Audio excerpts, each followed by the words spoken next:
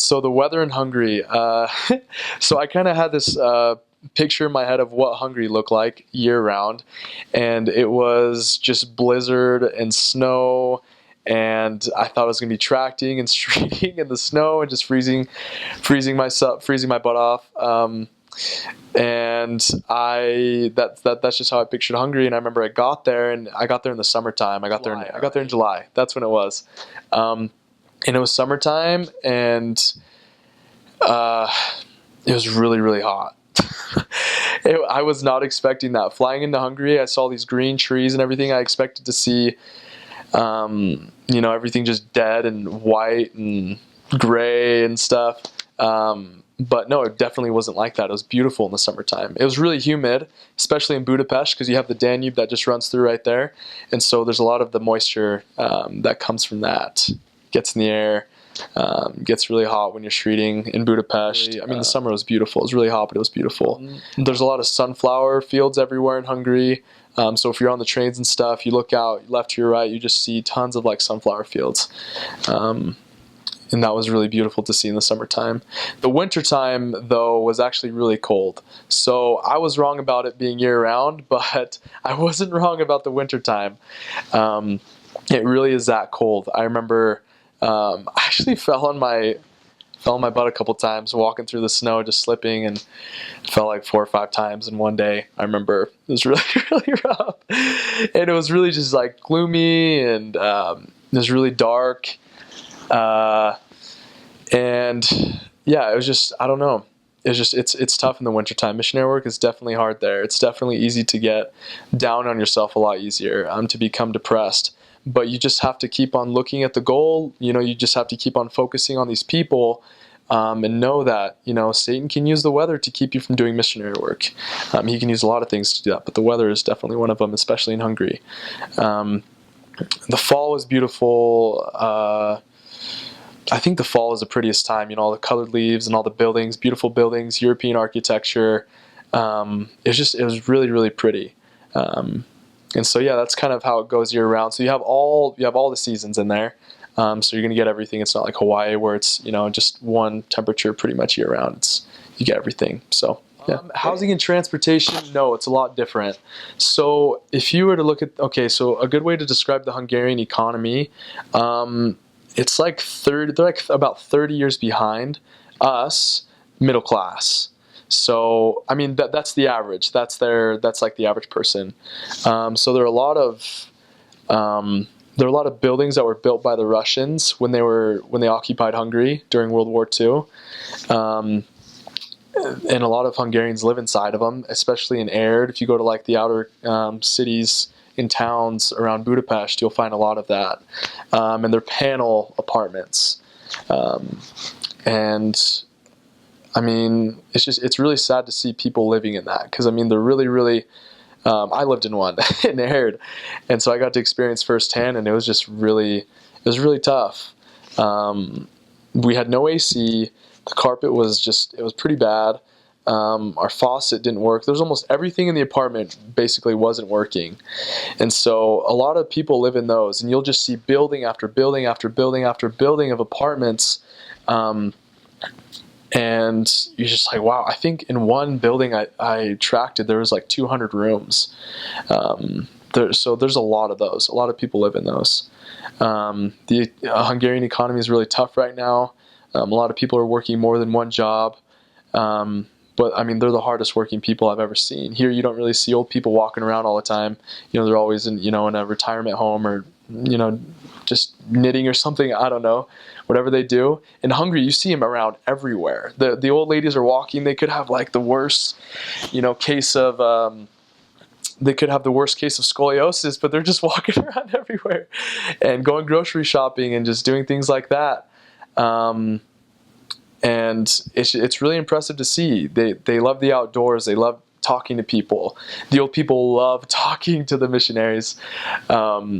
And I mean, they're the most lively people, some of the most lively people I've ever met. Once you crack that shell, they do have a shell around them that's kind of, it's like, oh, why are you talking to me? But when you can actually, start making them feel comfortable around you, and when they do feel comfortable, everything from there they can't get enough of you. So that was a cool thing about Hungarians is they just once you break that shell, once you get to know them, they trust you, then it's like they never want you to leave.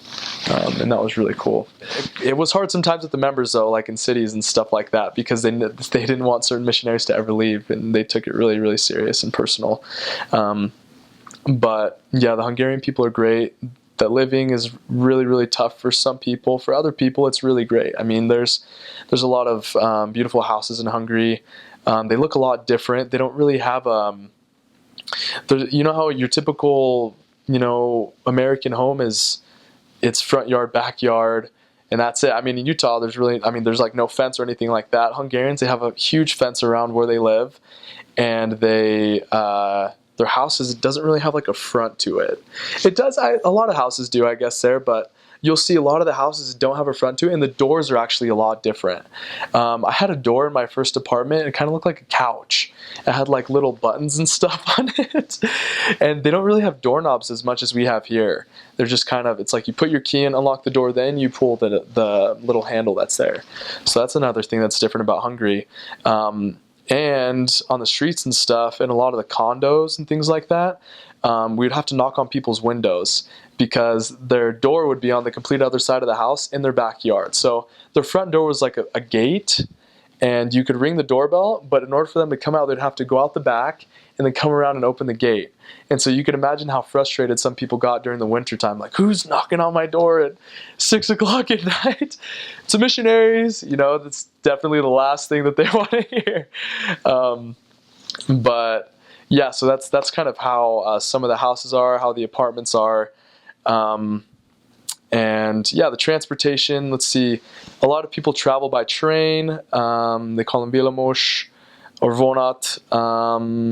We took a lot of buses. I did have a car my last 8 months as a missionary. It was my last 8 months. So we do have cars. So, but before that, I was always taking the bus. I was always, taking the trams, taking the trains, the metro, everywhere. So we had to get they call them bearlets, and it's I don't know. It's like a pass. It's just a pass, for, like an all-around pass for everything. You can use anything, anytime for like a month.